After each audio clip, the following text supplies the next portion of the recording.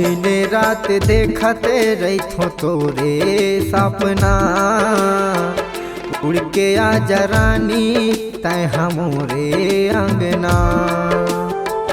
दिन रात देखत रहे तोरे सपना, उड़ के आहूँ राजा मैं तोरे अंगना। तै मोर दिल के रानी मैं तोर दिल के राजा, मैं तोर दिल के रानी तै मोर दिल के राजा। अब मोला रानी तहाँ हिन तरसावो, दिन रात देखत रहे तोरे सपना, उड़ के आहूँ राजा मैं तोरे अंगना। दिन रात देखते रही तोरे सपना रे, उड़ के आजा रानी तै हमरे अंगना।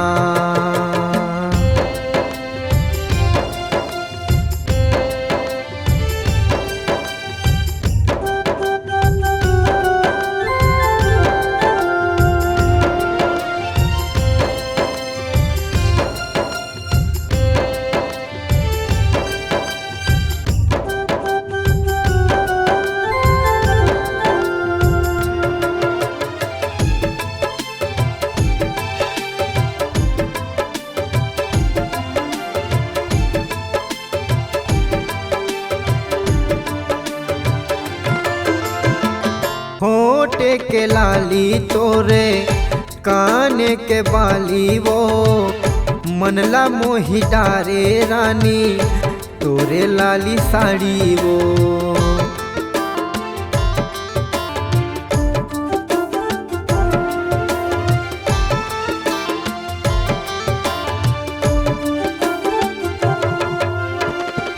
होठे के लाली तोरे कान के बाली वो, मनला मोही डारे रानी तोरे लाली साड़ी वो।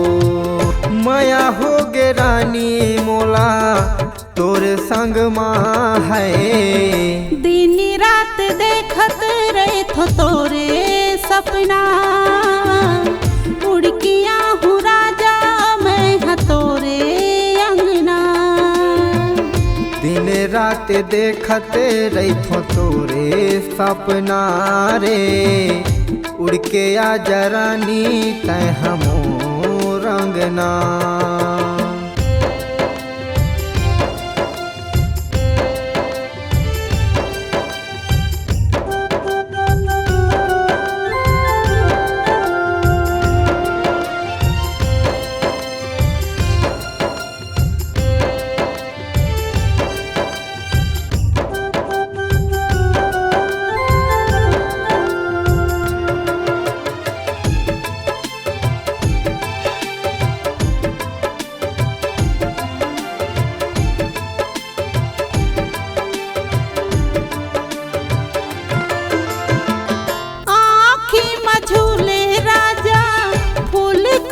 चेहरा तो दिल माँ बसे हंसगा, हर मन मोहना मोर।